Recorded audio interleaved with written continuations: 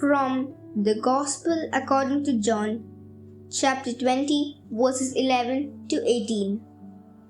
Mary Magdalene stayed outside the tomb weeping, and as she wept, she bent over into the tomb and saw two angels in white sitting there, one at the head and one at the feet, where the body of Jesus had been.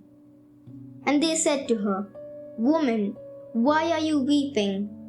She said to them, "They have taken my Lord, and I don't know where they laid him." When she had said this, she turned around and saw Jesus there, but did not know it was Jesus. Jesus said to her, "Woman, why are you weeping? Whom are you looking for?" She thought it was the gardener and said to him, "Sir, if you carried him away, tell me where you laid him, and I will take him." Jesus said to her, "Mary." She turned and said to him in Hebrew, "Rabboni," which means teacher. Jesus said to her, "Stop holding on to me, for I have not yet ascended to the Father. But go to my brothers and tell them, I am going to my Father and your Father, to my God and your God."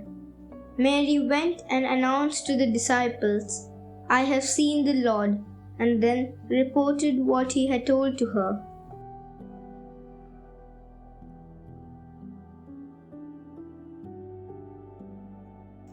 How nice is it to think that the first apparition of the risen one, according to the Gospels, took place in such a personal way.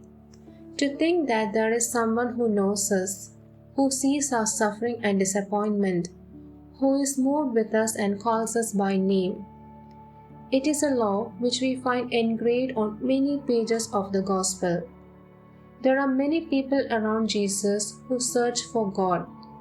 But the most prodigious reality is that, long before that, in the first place, there is God, who is concerned about our life, who wants to raise it. And to do this, He calls us by name, recognizing the individual face of each person. Each person is a love story that God writes on this earth. Each one of us is God's love story. He calls each of us by our name. He knows us by name. He looks at us. He waits for us. He forgives us. He is patient with us. Is this true or not true? Each of us experiences this.